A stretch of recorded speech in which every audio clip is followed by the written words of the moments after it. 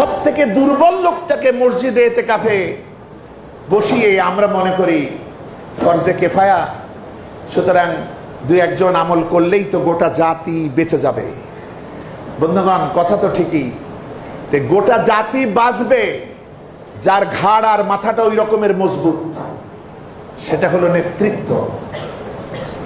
এখানে সরকার প্রধানকে রাজধানীতে ইতিকাফ করতে হবে, প্রত্যেকটা জেলাতে ডিসি অথবা এমপিদেরকে ইতিকাফ করতে হবে, উপজেলাতে ওই রকম উপজেলা প্রশাসককে ইতিকাফ করতে হবে, তবেই না সে ওই রকমের দায়িত্ব বহন করে, গোটা এলাকার দায়িত্ব তার মাথায়। আমরা এমন একজনকে ধরে এনে বিভিন্ন মসজিদগুলোতে, আলহামদুলিল্লাহ আপনাদের এখানে স্বাধীন লোকেরাই ইতিকাফ করে আমি জানি, কিন্তু বিভিন্ন জায়গায় ইতিকাফের জন্য জোন খোঁজা হয়, জোন, যে তোমার এই টাকা দেওয়া হবে, ইফতার পাবা, সব পাবা, তুমি ইতিকাফ করো। আরে ওর কাঁধ কি অত মজবুত?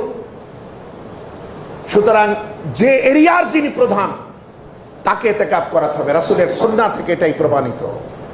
হযরত আয়েশা সিদ্দিকা রাদিয়াল্লাহু তাআলা আনহা বলছেন, রমজানের শেষ দিন আসলেই হুজুর নিজের লুঙ্গিটা কোষে বাঁধতেন। আমরা কখন কোষে বাঁধি?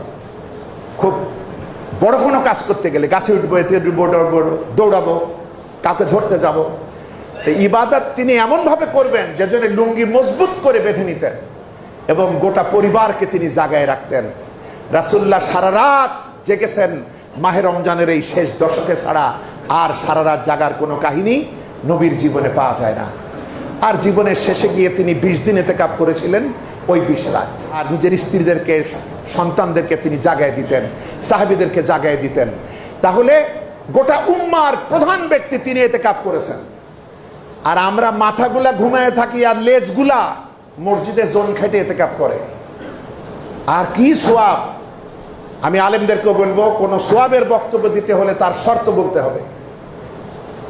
ফেসবুক খুললেই এই আমলে এই সোয়াব, আরে আমি কি ওর যোগ্যতা রাখি? আমি ক্লাস 1-এ পাশ করিনি, হঠাৎ শুনলাম এসএসসি রেজাল্ট দিয়েছে, আমি ছুটে গিয়ে এসএসসির মার্কশিট পাবো?